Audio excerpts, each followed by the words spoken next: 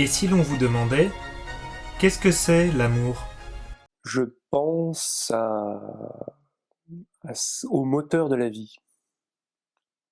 J'aime beaucoup de choses, à vrai dire. J'aime rire. Sans amour, on n'est pas motivé pour faire grand-chose. J'aime partager ma passion, entre autres, mes passions, le chant, la danse.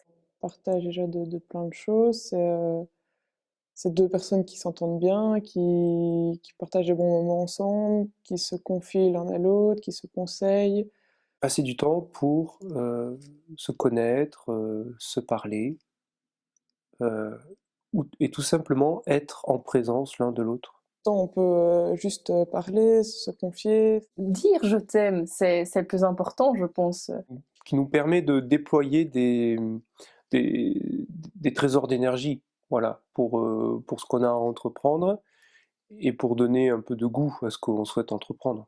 J'ai trouvé un jour dans un film qui, pour moi, est que l'amour nous fait nous surpasser, éveille notre âme, enflamme notre cœur et apaise nos esprits. Moi, je dirais que c'est une émotion qui vient percuter notre cœur et réveiller dans notre cœur des choses positives. Je pense qu'une vraie amitié, c'est réciproque, c'est au même niveau. Pour pouvoir aimer, on a besoin de se sentir aimé. Ça doit pas être que venant d'une personne, ça doit venir des deux côtés. Avec une personne, il y a un échange, donc l'amour peut être réciproque. Qui peut être d'abord l'amitié, et éventuellement un amour qui va dans le don de soi, enfin voilà, un amour vraiment exclusif, unique, tel qu'on peut le connaître entre un époux et une épouse. On est appelé à aimer tout le monde, mais on n'aime pas de la même manière des personnes que des choses, c'est logique.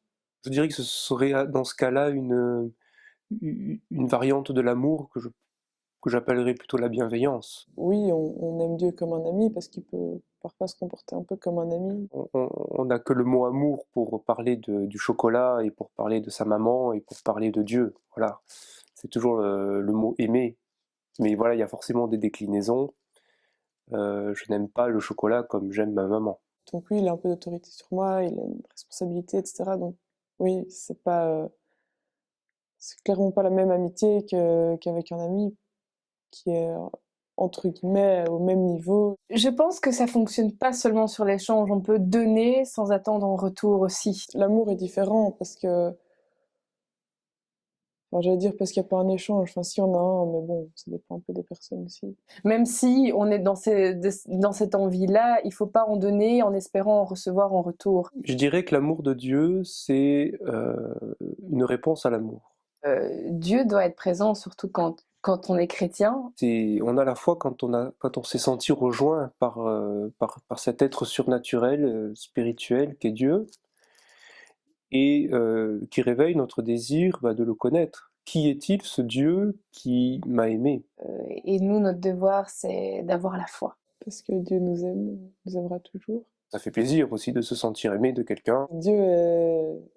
A un amour débordant pour nous qui sera toujours là, quoi qu'on fasse. C'est ça qui est dingue. Il m'a tellement aimé qu'il a voulu me rejoindre dans mon humanité en Jésus, ce Jésus qui a donné sa vie pour moi et qui maintenant est vivant, ressuscité, et donc qui m'aime encore, qui continue de m'aimer en permanence. Quand on croit en quelqu'un, euh, c'est qu'il y a un peu d'amour quand même. C'est le mystère de la foi. Il n'est pas donné à tout le monde de ressentir l'amour de Dieu. C'est qu'il y a une part de nous, une part dans notre cœur où Dieu a sa place et c'est qu'il est en harmonie avec nous-mêmes. Qui vient comme projeter une lumière nouvelle en nous, dans notre cœur et dans notre esprit, et qui nous interpelle. La plus belle chose aussi sur la terre, c'est de pouvoir croire en quelque chose supérieur à nous. Euh, et parfois, on ne sait pas expliquer forcément. Mais c'est vrai qu'au départ, il faut accepter cette séparation physique. Je pense pas qu'il n'y a pas d'échange entre Dieu et nous, en fait, étant donné que on a la foi et que Dieu a toujours donné tout ce qu'il est. Et donc, pour moi, il y a un échange dans la prière. Il a eu un corps en Jésus que nous pouvons rechercher et goûter via l'Eucharistie, hein. Bah, bien se comporter avec lui, pas le décevoir. La prière, c'est cette relation d'amour où je choisis de passer du temps avec l'être aimé, par amour, parce que je l'aime, et en même temps pour goûter cet amour, pour recevoir de lui aussi cet amour.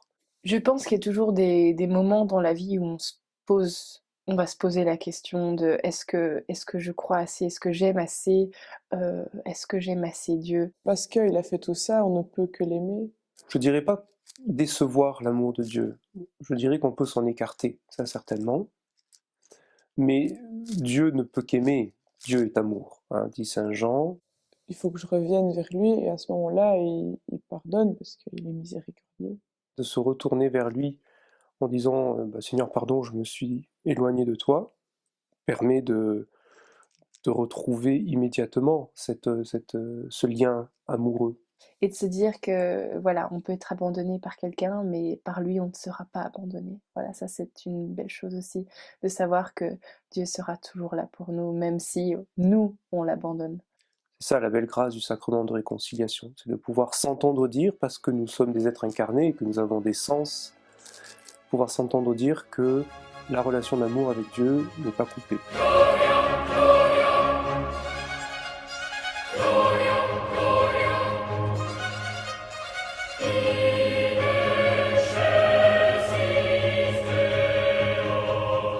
Il faut imaginer qu'il y a un fil entre chaque personne et Dieu. Quand on fait une faute, il y a le fil qui se casse. Puis quand on demande pardon, il y a Dieu qui fait un nœud. Et donc du coup, le fil est plus court et on est plus proche de lui. Pas mal.